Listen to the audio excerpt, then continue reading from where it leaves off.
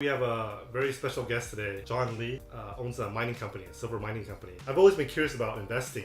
A lot of people that are interested in investing might not necessarily know how to start. And so when I found out about John's background, I think he has a lot of really good valuable advice. So there's going to be a two-part to this series. So first part is we're going to be diving into the world of investing, and we're going to get his opinions on different topics. The second part is, because since he's a poker fan, I'm going to let him ask me questions back. Thank you, Andy. I'm a big fan of yours. Been watching live at the bike on YouTube for the last several years, and it's great to catch up. I appreciate it, man. I appreciate it. I know you've been in the game for a long time now. Yes. How did this all start for you? Well, I was born in Taiwan, and I started investing back in the dot-com business in 1995 from 1995 to year 2000. I caught this dot-com craze and got familiarized with the dot-com industry and started trading equities. Then from year 2000, I transitioned from dot-com to commodities, because the company I worked for was bought out in year 2000 by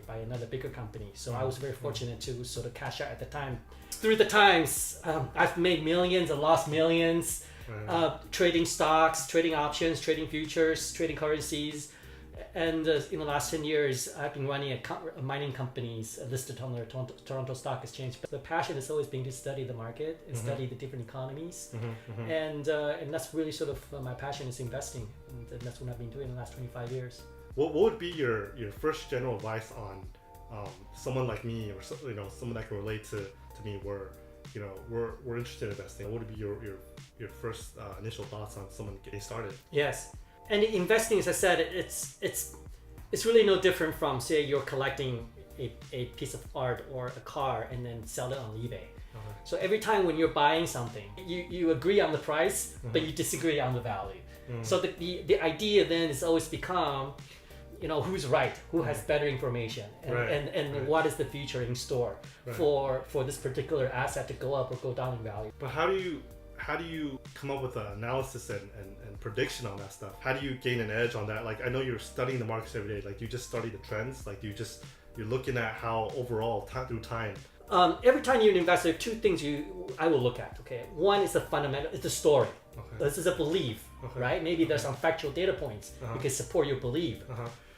And then on the other side, just as important, if not more important, and to answer questions specifically on how you choose the right stock or the right place to go to park your money, is the charts. It's the charts. So charts, that is the patterns of whatever you want to buy over a certain period of time with volume. There are really four sort of quadrants I can gauge where the story is right now, what stage. The four quadrants are, if the story sounds very compelling, it's on the news, everybody knows about it, and the stock is also looking very good, that is something maybe, okay, not bad, you want to put some money in, but that would not be where I made most of my money, because the news is out there. Everybody knows about it. There's not an edge that you have. Exactly, yeah. Right, and then there's a second type of story where the news is not good, or there's not the news, but you just try the technicals, and it looks great. It's very heavy volume on the way up and very slow volume on the way down, and the low points are always higher than the previous low points, so that would be a very good pattern. If the fundamental stories is not good, but the technical chart looks very good, that is, actually, in fact, is when I most make a lot of my money. The worst part where we made a lot of mistake, Andy, is when the story is good, but the stock looks very weak. So that is where a lot of people make a lot of fundamental mistakes, because their school talking about the fundamentals. Can you elaborate on that? Oh, for sure. So like an example would be Bitcoin.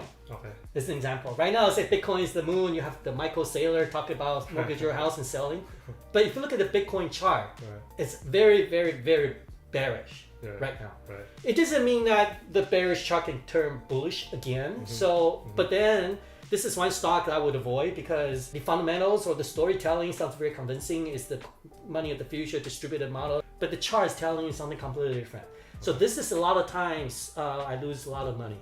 If I look at all the histories on the money, biggest money losses, because you believe so strongly your conviction, despite the markets, Mr. Market is telling you something completely different. Why is the story so compelling, right? What is the other side of the story? And more importantly, you got to marry that with the technical charting to make sure it's almost your guidance. Your guide is the ship that's guiding you in the right direction. I feel like a lot of people that when they're investing, they're going blindly into it. Like they don't have that information. Like for example, you mentioned crypto, and people have different viewpoints on it, you know, based on how it's going. The only concern I have, or the big concern I have, and the elephant in the room, the crypto is never being addressed, is crypto right now is trading around $38,000. But it's not really $38,000, and daily volume, Bitcoin's around $60 billion. There's not actually $60 billion changing hands in Bitcoins every day. Right. Because around 70% of the crypto's trading is based on the currency called Tether. Yeah. And it's called USDT. Yeah. Recently, Tether just settled a suit with the District of New York, of which Tether has to disclose the balance sheet in their quarterly financials. It's turned out that Tether only had 2.9% of cash backing their $50 billion worth of Tether in circulation. There's the illusion that you see the crypto Bitcoin trading $38,000, that it's not in fact. They can't back it. There's not $50 billion actually that are changing. They're trading with US dollars or in Canadian currency or in euros. And in my view on crypto, it changed completely if there's not the Tether element to it. I mean, the dollars is great. But right, the concept is interesting. Right. But just the fact that you have the Tether that's playing that wild card create a lot of uncertainty. I'm sure there's so much confusion going on right now with all that as well with the crypto market. Everybody feels like it's being manipulated, and a lot of people that believed in it are probably losing faith in it, and it's so chaotic. I think we can probably say for certainty that the technology of it and the idea of it is not going to go away. Time will tell, but like you said, the integrity of it and the mass adoption of it has to be there. There hasn't been a real legitimate use for it. If you look at Swift code, right? I remember 10 years ago, try to wire money internationally, it's going to take a week. But now, you wire morning and afternoon, you get it. Right. There's not really any defect in the current monetary system. Yeah. And it's not like go to the bank today and tomorrow you draw $100 from an ATM, of which half of it could be counterfeit. You have a very high integrity monetary system that's relatively efficient, that's relatively transaction cost low. Right. I mean, you wire $1 million tomorrow, you charge $40. So So I mean, a lot of the purpose for the crypto now, I would say it's a form of speculation. I'll be a lot more comfortable if there not being that element of Tether that's in the picture. What about with other forms of investing? Like bonds and things like that, and real estate, and what are your opinions on that? I really don't have a particular sort of inclination towards, say, tech stocks or pharmaceutical stocks or travel stocks or bonds is something I would avoid because it doesn't compensate for the inflation that's happened. Yeah. Like just before I came, I look at the cost of a first class stamp, 55 cents. Yeah. It was 30 back at 15 years ago. It was 5 cents back in 70. I remember that. Every time I go to the post office, I'm like, wait, what? How much is it? Like, people say that there are two things uncertain in life: taxes and death. And I would say there's another thing is devaluation of the dollar. Right. That is the central theme of which you look at. But then from there, how do you take advantage of that? There's different ways of going about it. So when you talk about investing, Andy, you could go from the top down or the bottom up. So usually there's a lot of people that are very successful in both. When you say bottom up, you look at particular company, particular stock, you do all your research, you convince that there's something that the market hasn't caught on, then you buy, you make that bet, and you go. You have literally, you can invest anything you want. Yeah. So there's already people that bundle all the real estate, for example, in Argentina. And then they bundle that, title it up, collateralize, and they issue shares. So you can buy that if you want. Right. You can buy all the commodities in the world, and there's the commodity exchange funds. You can buy that. One thing I would get started instead of picking one individual stock, because picking the trend is already very, very difficult. Very difficult. If you like technology, okay, you can buy a technology, what they call the ETF, exchange traded funds. Okay. It's just basically a collection of the big companies that are in that industry. I see. And then, so I would say, and then you look at a chart, and you say, oh, okay, where relatively is the story at, right? It typically goes like a bell curve. I think that's the key. Is that what you're saying? Is you have to, once you put your money in it, you have to follow it. You have to do your research. You have to watch it. The market behaves in a pattern. Yes, certainly. And so base your decisions based on that. Over time, look at that. There are so many variables that will change the outcome. It's like the movie, one of my favorite movie called Adjustment Bureau. That's a great movie. That's a great movie because you really don't know, right? So maybe somebody spilled a cup of coffee and all of a sudden everything changes everything. Yeah. Same with investing. With investing. To the point, Andy, will share with you, there's some fully automated, highly successful hedge funds that are running hundreds of billions of dollars in annual return of 20% plus annualized over the last 20 years. Okay. You're not invited because it's owner owned. They don't need more money. In fact, more money is actually decreasing their return because they're less mobile, less agile with too much money. It's called Renaissance Technology. You can Google. I watched hours of tape of their founder who graduated from MIT. They collect all the data under the sun and then do super high power computing to figure out what the correlation is. That's crazy. Yes, and they also have a very disciplined risk control. Okay. So, the other thing is, Andy, is, you buy the story, you got to have your stop point. Like, at which point do you, is my theory invalidated? These disciplined funds, they have a lot of algos, so soon as, the moon didn't go up 5 degrees, instead of going 7 degrees, the whole model would change, and then they would calibrate their bets accordingly. And that's why, Andy, when you talk about approach of whether investing sectors versus stock or short-term versus long-term, I'm not an advocate of doing day trading, like on a day-to-day basis. Okay. The technology is so advanced, you're just so handicapped based on what you know. Okay. Versus somebody out there that has got so much more computing power. You're gambling a lot more. Well, if you're based on the chart, everybody reads the chart, right? If you're based on the news, everybody reads the news. So there's really not an edge that you have. Big edge. And I will focus on technical trends, but with some fundamental attached to it. But then you would not win the short-term game because you have these algos that are trading. So you gotta have a bit of a conviction that to swim against the tide, and you also gotta have a little bit of a technical confirmation to back that up, but it's not easy. It's not easy, and that's why I would recommend somebody to start. You cannot win unless you play. Like when I started my first poker hand in 2011, I just sit at the table, right? $1-2, right? Okay. So I didn't know like when is the first to bet, or I didn't know who to bet first, and I didn't even know that button has a lot of edge. I didn't know any of that, right? So I just put the $2 in there. That's how I started investing. I think you got to start somewhere. I got to start somewhere. And I would say you start necessarily with an individual stock, but actually a sector, like exec trading fund, a technology fund, or biotech fund, or travel fund, or real estate fund, and go from there.